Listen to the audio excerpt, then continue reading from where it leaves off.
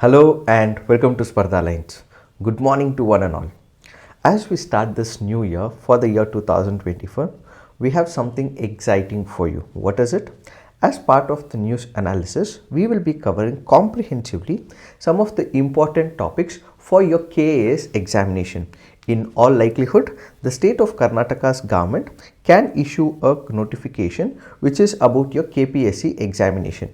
Keeping KPSC examination in focus, we will come up and discuss all type of questions that can be anticipated from your KPSC examination, both from your pre as well as your mains examination point of view. So what is that we will do? We will pick up all important questions which are likely to be asked in your KPSC examination. What of questions can be anticipated in your mains examination? So all these topics will be covered comprehensively on our daily current affairs discussion. That apart, since this is a new year, we will also come up with practice questions for you as well. The focus will be on the KAS examinations so that you can clear the KAS examination with one single go. We will give you the nudge, the encouragement and the push, and you put in your efforts and you will clear your examination and reach the doors of your designated authorities position. That apart, wish you all a happy and a new year. Hope this new year brings you as many dreams fulfillment, and at the same time make sure that you put in your best efforts for serving the country. Let's get started and look into the first practice question and the first article. With reference to Unlawful Activities Prevention Act, which of the following statements are correct? The act is applicable even if the offence is committed outside India. The Union government has the power to designate an individual or an organization as a terrorist. Which of the statements are correct? The article here is speaking about one of the important concepts of Unlawful Activities Prevention Act, which we will call it as UAPA. When we look into these statements, both the statements are right, which is why the answer to this would be both. Why have we taken this practice question? That is because this article on the Hindu makes a reference to the Goldy Brar declared individual terrorist under UAPA. So going forward, we will take up articles from the Hindu. We will pick up and choose articles which are very important from your KPSC examination from Deccan Herald and also from Indian Express as well. So this will be a consolidated one which will have articles from the Hindu, the Deccan Herald as well as the Indian Express, which is what we are offering you for this new year. So please do subscribe to our YouTube channel, like these videos and also share it with your fellow aspirants. So if you look into the practice question, the first statement reads, the act is applicable even if the offence is committed outside India. Earlier, when you look at UAPA, when it was created in 1960s, what happened? If at all there was a terrorist activity that happened in India, that is when it was considered as an offence. Outside India, it was not considered so, but we have had couple of amendments over a period of time. This clearly points out that if an individual or a group has committed an illegal act which is considered as a terrorist act, in that case, it is also considered a terrorist act even if it is conducted outside India. So the point that needs to be taken into picture is if it is considered outside India, if an attempt has been made outside India, can it be booked under UAPA? Yes. So the first statement is right. When you look into the second statement, Union government has the power to designate an individual or an organization as a terrorist. 2019 and much prior to that, we had a law, the UAPA law, which only designated an organization as a terrorist organization. Did we have any provision in that law which emphasized that for the fact that an individual could be designated as a terrorist? No. It was in 2019 we came up with a major amendment to the UAPA Act, and that is where we included individual. So this individual is to be treated as a terrorist, keeping in principles some of the principles that have been practiced world over in some of the major countries. India introduced the same in 2019 as a major amendment. So in the year 2019, we introduced amendments to the UAPA, and today, if at all we look into the law, both an individual as well as an organization can be considered as a terrorist. Much prior to 2019, it was only the group or the organization which was considered as terrorist. But in 2019, a major amendment came up. This clearly emphasized for the fact that individuals can also be hit under the UAPA Act. In line with this, we have one of the persons called as Goldy Brar, who has been declared as an individual terrorist.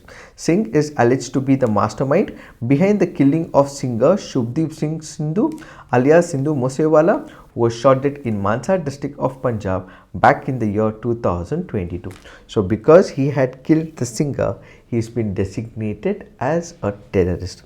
Whenever we speak about UAPA, there are two important points that we have to consider. What is it? Is the word terror or terrorism defined in the UAPA? No. But then there is Terror Act that is defined, which goes on to say, if there is an intent to threaten or likely to threaten the unity, integrity, security, economic security or sovereignty of India, or with intent to strike terror or likely to strike terror in the people or any section of the people in India or in any foreign country, and whenever there is a terrorist, if this terrorist has to come under the law books, then what should happen? The government of India will issue a notification. It will be a gazetted notification. So this individual who is to be treated as a terrorist, a notification will be issued. This person's name would be in the gazette notification and his name would be added in the fourth schedule to the UAPA. So under the fourth schedule, if a person's name is placed in the fourth schedule, that person will be treated as what is called as the person under the UAPA, and he can be booked behind bars. And added to it, if at all a person's name is booked under UAPA, it means that a person's reputation could be at stake. So can he ask the authorities to look into it? Yes, he can ask the authorities to look into it, provide substantial evidence for the same, and ask the authorities to remove his name from the fourth schedule. What if the executive authorities do not listen to it? He also has the provision of review as well. So within 1 month after the application is rejected by the executive, he can file for a review application.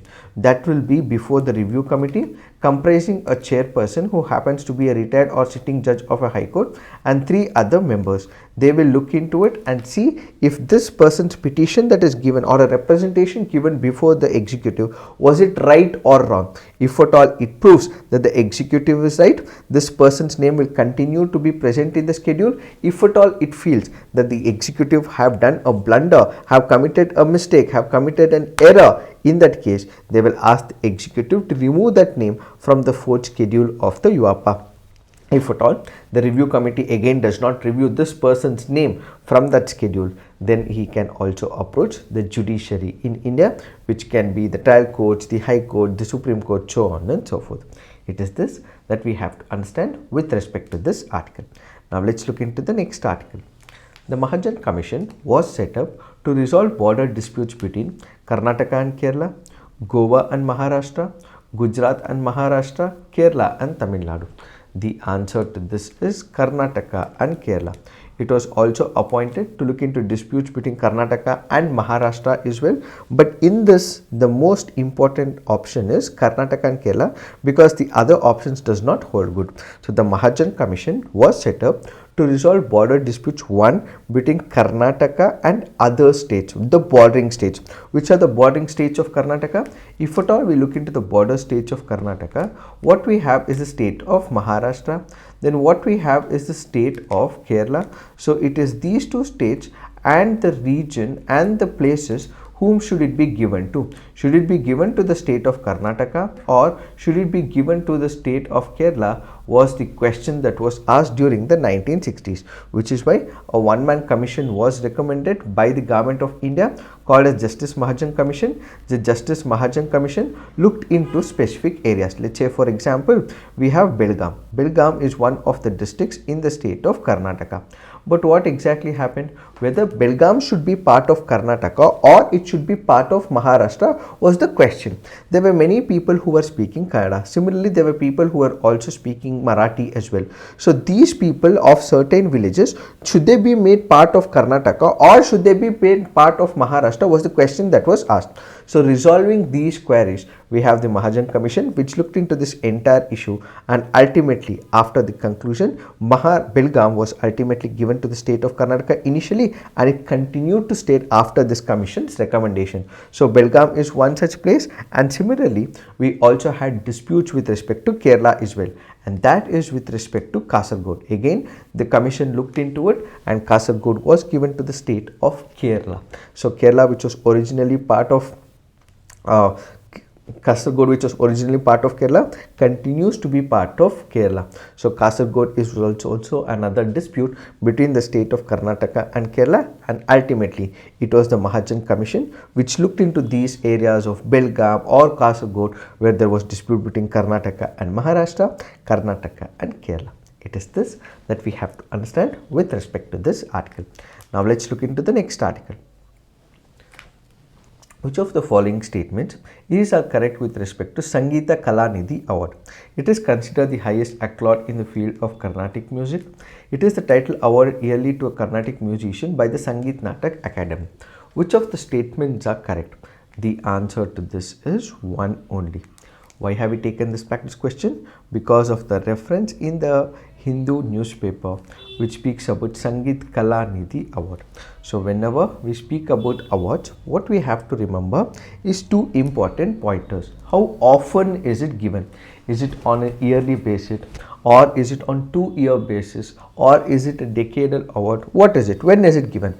So this award happens to be an annual award. That happens to be the first important pointer. And who is it being given by? Whenever you speak about all these Natak awards, generally, whenever you speak about music, dance and drama, we have the Sangeet Natak Academy. But when it comes to the Carnatic music, in this instant case, we have the Madras Music Academy which gives this award. So it is the Madras Music Academy which presents this award to the Carnatic musicians.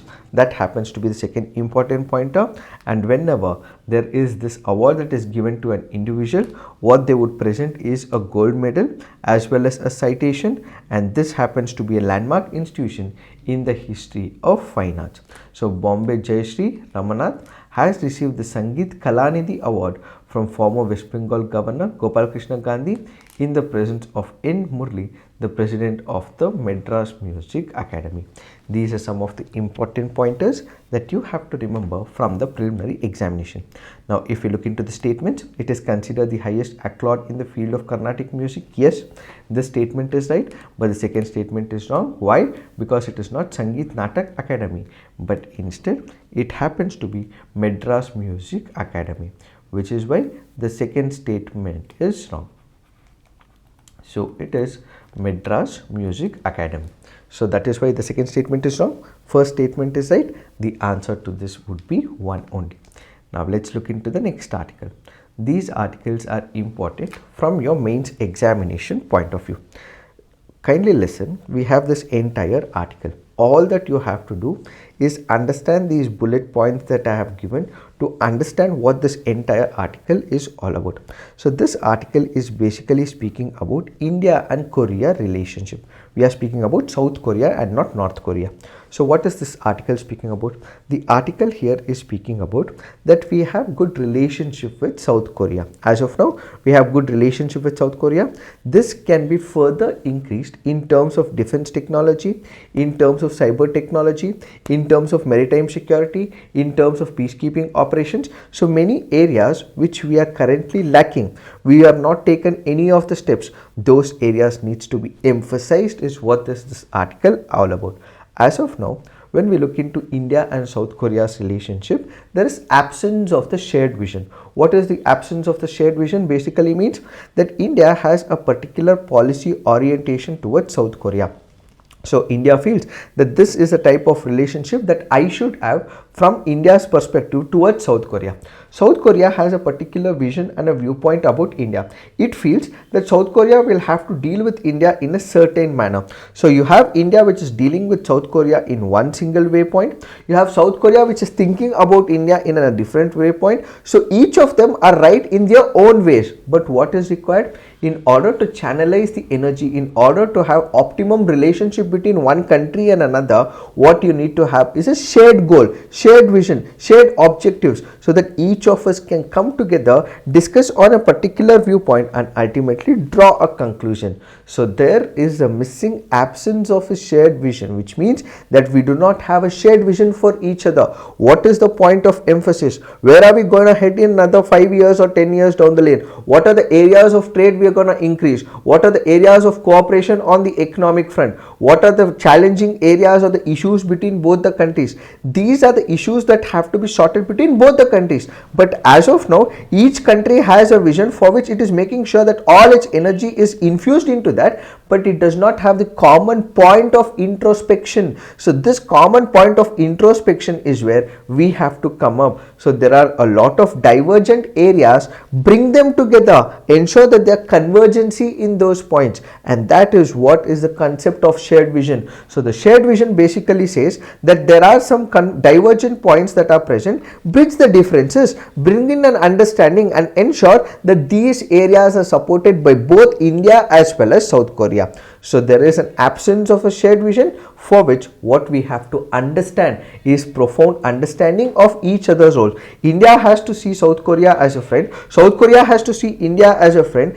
They have to ensure that there are disturbances which are taken off and they bridge the differences and ultimately conclude that this entire saga or an issue is overcome over a period of time.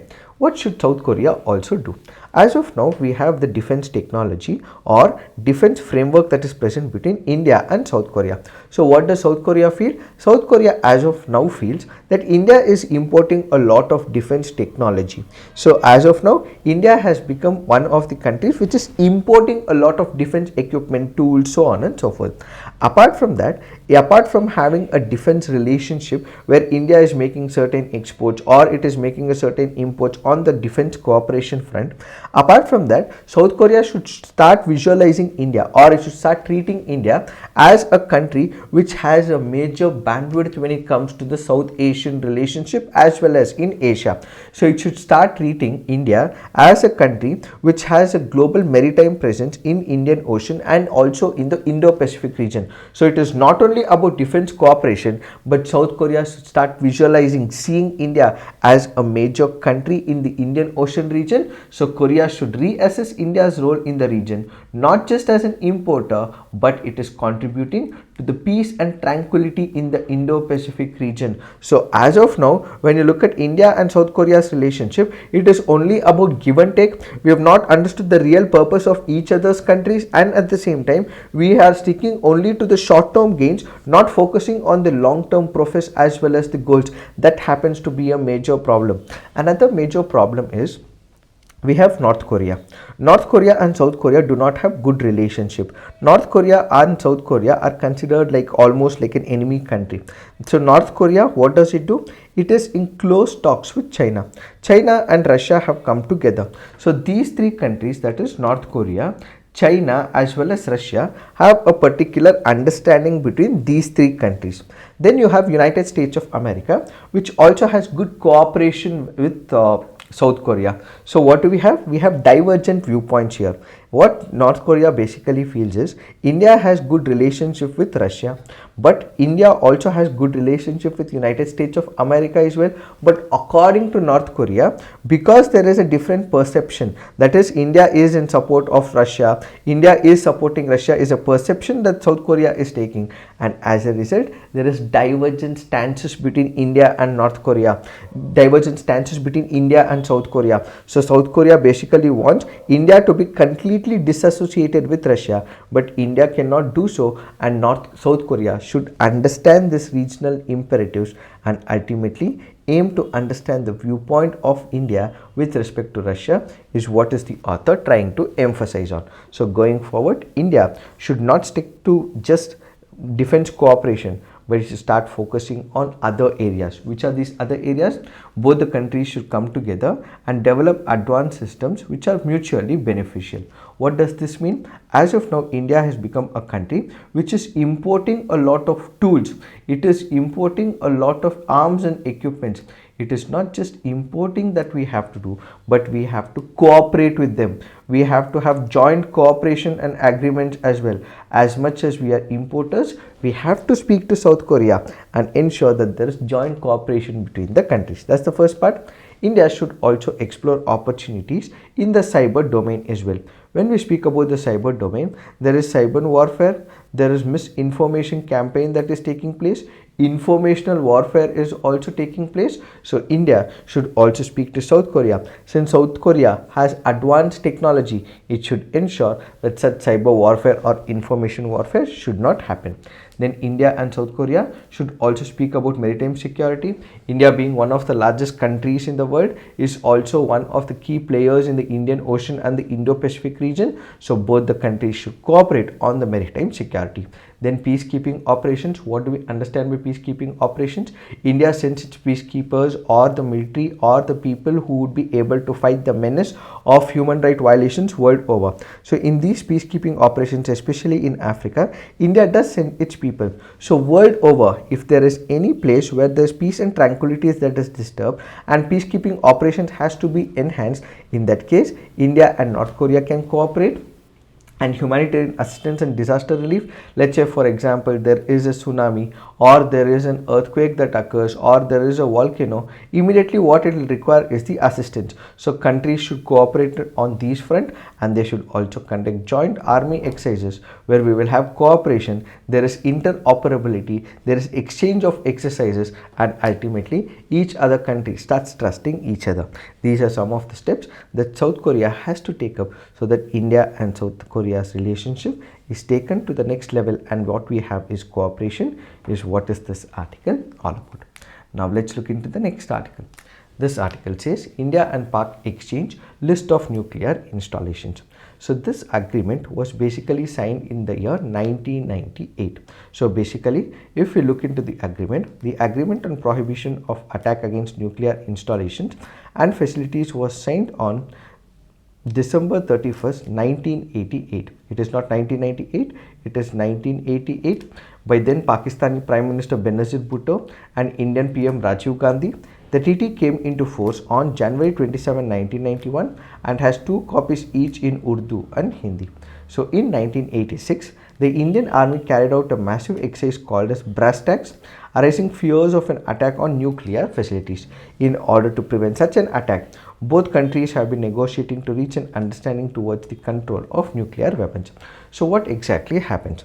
We have, let's say, a nuclear installation that is present in India or a nuclear installation that is present in Pakistan. So in case there is any uncalled incidents, to prevent such uncalled incidents, what we have is Government of India and Government of Pakistan who've been exchanging information on the nuclear installations. Let's say we have one of the countries which hit on the nuclear installations. Will it not be disastrous? Will it not lead to undue disastrous consequences for the people located in that particular area?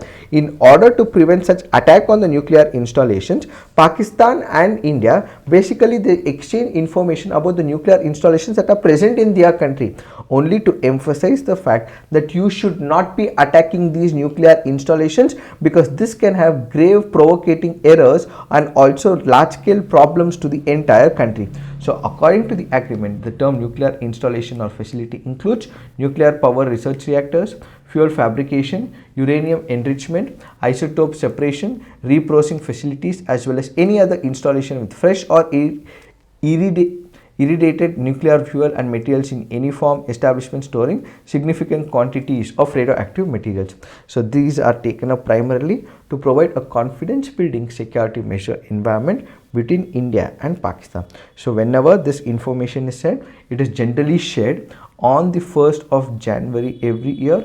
So it is shared on 1st of January every year. So there will be exchange of information, and ultimately each other country will not hit the nuclear installations of the country. This is basically done in order to secure their own countries and also prevent any mishap because of the hit on the nuclear issues. Now let's look into the next article. This article says, why did FIU India act against the virtual asset providers? we have the Financial Intelligence Unit India, which has issued notices to 9 offshore virtual digital asset service providers. Who are these digital asset service providers? Let's say, for example, we have a cryptocurrency. For example, we say Bitcoin, or let's say, for example, we have Cardano, or let's say, for example, we have Light, or let's say, for example, some of the other coins like Qcoin. These are the companies which should have mined the data, which should have taken the data out, which should have taken the cryptocurrency, and ultimately they start releasing into the market. And at the same time, there will also be a institution, or for example an app developer, who will be allowing these persons. Let's say, for example, I want to procure a Bitcoin. So what do I need? I need an application where I can procure this. So there will be a service provider who would be able to do it. So what we have is Coin DCX. Example, I'm just giving you an example. We have the Coin DCX, Wazir, so on and so forth. So these people have not been following the rules and regulations. One such example is the asset service providers include Binance, Qcoin, Qboy, Bitfinex, Misix Global, among others. Since these people are not following the rules and regulations as prescribed by the government of India, and since that is violating the PMLA, they have actually issued show cause notices. So this was for operating illegally without complying with the provisions of the PMLA. It has been written by the secretary. So what exactly happened? When you consider these virtual digital asset service providers, they were mandated to comply with all the PMLA provisions, verify the identities of the onboarded clients, maintain record of their financial positions, and also potential suspicious transactions. They were supposed to maintain who is on board, who is coming on the platform, who is selling their data. We have to keep a record of all the financial positions of the transactions, and at the same time the suspicious transactions that takes place as well. So all this means that if at all they are not respecting these guidelines that has been expected of them, in that case show cause notices will be issued, and they may have to give answers to it as well. The Bureau of International Settlements, which is a global forum for cooperation among central banks, in a report about financial stability from crypto assets, observed that there are 3 high-level policy options under consideration. Which are these? One is outright ban, second is containment, third is regulation. What is this outright ban? If at all there is a cryptocurrency, ban that completely so that it is not in the market. Second happens to be containment. Containment would imply controlling the flows of cryptocurrency between the market and the traditional financial system. So how much of this cryptocurrency will enter into the market? So there will be a bracket that will be put up. There will be a time period that will be put up. How much should be put up? There will be a benchmark that will be laid. And finally, what we also have is the regulation. So countries will come up with its own set of rules and regulations, and all these institutions will have to follow it. In case they do not follow, they will be violating the PMLA rules and regulations. Is what is this article all about? It is this that we have to understand with respect to this article. In case you're liking these initiatives, please do like, subscribe, and also share it with your fellow aspirants as well. Thank you for watching. All the best.